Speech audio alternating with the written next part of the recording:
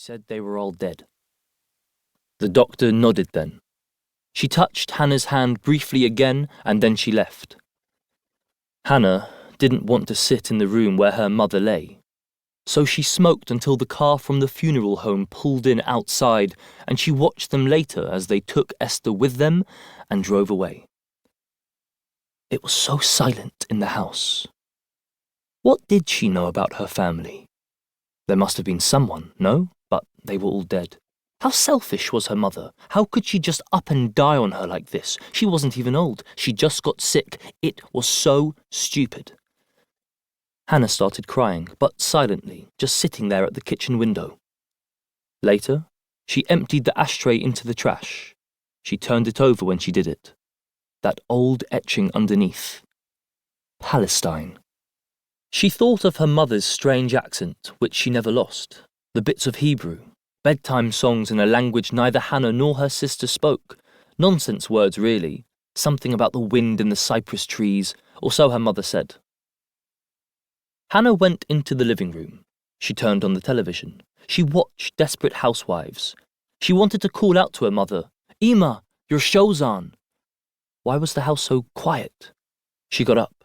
She went into Esther's room. The bed covers were pulled back.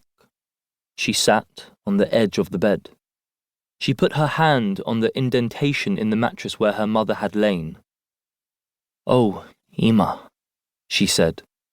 She felt the tears come on then, and this time she broke the silence with it, crying with great big gulps of air, snot running down her face, and she blew her nose noisily on her sleeve.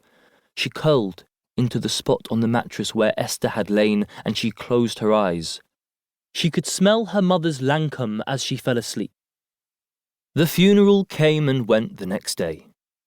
Esther's friends from Ocean View came. Esther had worked at the hotel for 15 years. The neighbours came, people from the gun club. Auntie Maria from the hotel gave Hannah a big hug. "It's always the good ones who are taken early," she said. There was no rabbi. The cemetery's ground baked hot in the sun. There was a grave, and Esther was put inside it, and then she was covered up with dirt. Afterward, in the house, Hannah felt she moved like a ghost between the mourners who came. There was coffee and cake. Auntie Maria stopped her, said, "She was so beautiful." She moved a strand of hair from Hannah's face gently.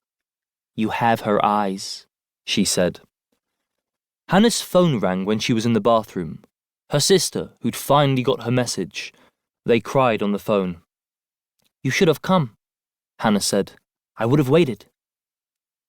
"Death is just a state of change," her sister said. She must have been quoting someone. "Whatever," Hannah said. They chatted, briefly. Hannah flushed the toilet. She went back into the house. She supposed she should sit shiva, but the thought of being stuck there in the house for 7 days seemed preposterous, and her mother was never religious. Auntie Maria got a little drunk on the cupboard sherry.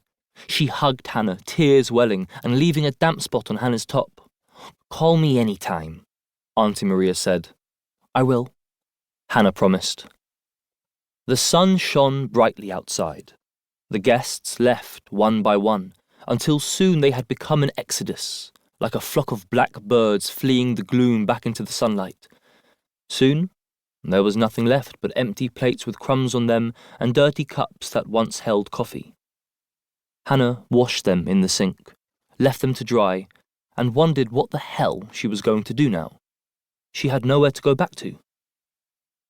The lawyer came in the late afternoon, the hybrid car drawing into the driveway with a soft hum.